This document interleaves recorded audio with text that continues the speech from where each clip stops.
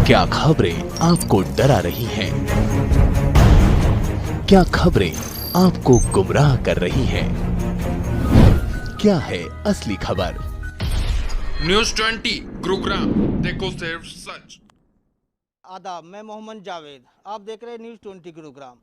केंद्र सरकार द्वारा लाए गए कृषि अध्यादेश के विरोध में किसान व कांग्रेस कार्यकर्ताओं द्वारा हो रहे विरोध प्रदर्शन क्या है, इसके बारे में आज हम बात करते हैं चेयरमैन जी एस शर्मा से कि जो केंद्र सरकार द्वारा लाए गए अध्यादेश से किसानों को क्या लाभ और क्या हानि होगी। जी शर्मा जी, जो केंद्र सरकार जो अध्यादेश लाई है, क्या है ये अध्यादेश? ये अध्यादेश किसानों के हित में और किसानों के भले के लिए केंद्र सरकार ने पहली बार इस तरह की बात सोची है कि देश में जो भी प्रोडक्शन करता है, चाहे वो फैक्ट्री की हो, चाहे वो आयु डिपो की, मतलब चाहे वो किसी भी प्रकार की जो प्रोडक्शन करता है कोई भी व्यवसायी, तो उसको अपनी प्रोडक्शन की कीमत का अधिकार रहता है। फर्ज करो कोई नट बोल्ट की फैक्ट्री लगाता तो वो नट की पूरी कीमत लगा लेता है, इसमें भी इतनी मेरी लेबर, इतनी बिजली, इतना मेरा किराया और इतना मेरा प्रॉफिट करके वो अपने नट की कीमत तय करने का अधिकार रखता है। लेकिन कांग्रेस के समय में एपीएमसी एक्ट जो बनाया गया था, एग्रीकल्चर प्रोडक्ट मार्केटिंग एक्ट उसको बोलते हैं, उसमें किसान को ये अधिकार नहीं दिया कि वो अपनी फसल की कीमत स्वयं तय करे। उसके लिए ये एग्रीकल्चर मार्केटिंग प्रोडक्ट मार्केटिंग जो एक्ट बना कि किसान जो भी पैदा करेगा, पैदावार पैदा करेगा, वो कृषि मंडी में जाएगा और वहाँ पे एक रजिस्टर्ड व्यक्ति है जो केवल उसकी माल की कीमत और बोली लगवाएगा, तो उसको हम आड़ती बोलते हैं।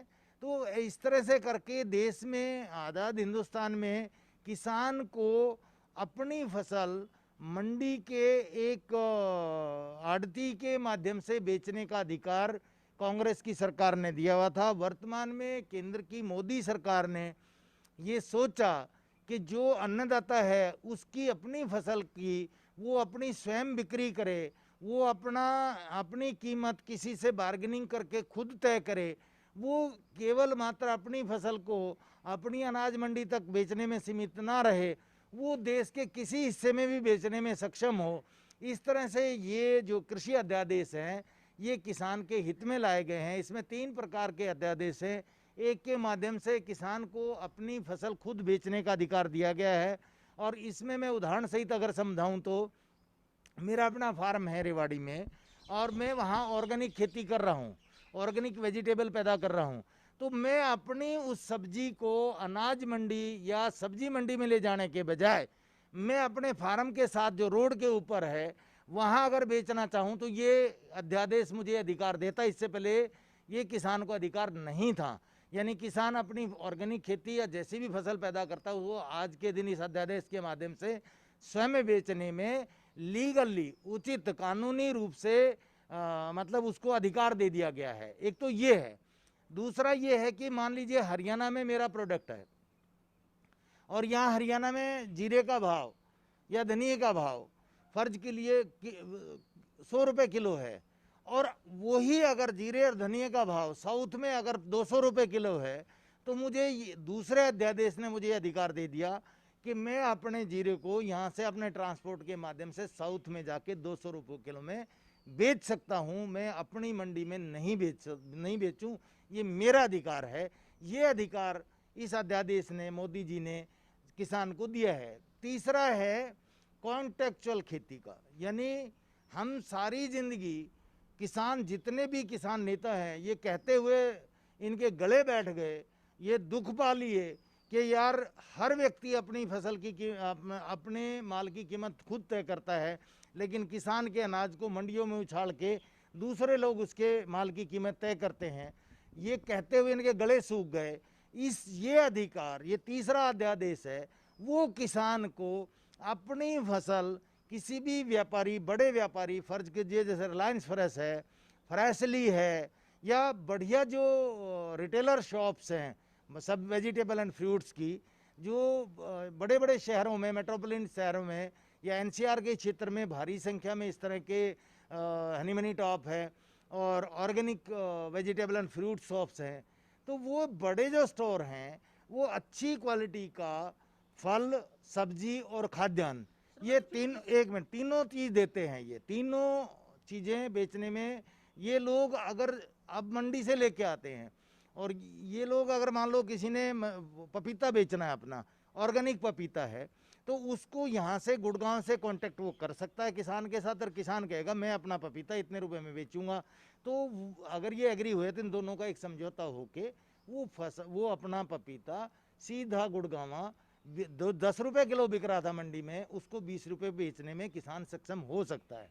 ये अधिकार दिया गया है। कांग्रेस के नेता इसको क्या विरोध कर रहे हैं, जबकि इन्होंने क्या आप कह रहे हैं कि इन्होंने मैनिफेस्टो में ये रखा था अपना, फिर क्यों विरोध कांग्रेस ने अपने मैनिफेस्टो में ये तीनों के तीनों चीजें रखी हुई हैं। ये मीडिया जगत को पता है, ये किसानों को पता है, ये देश को पता है।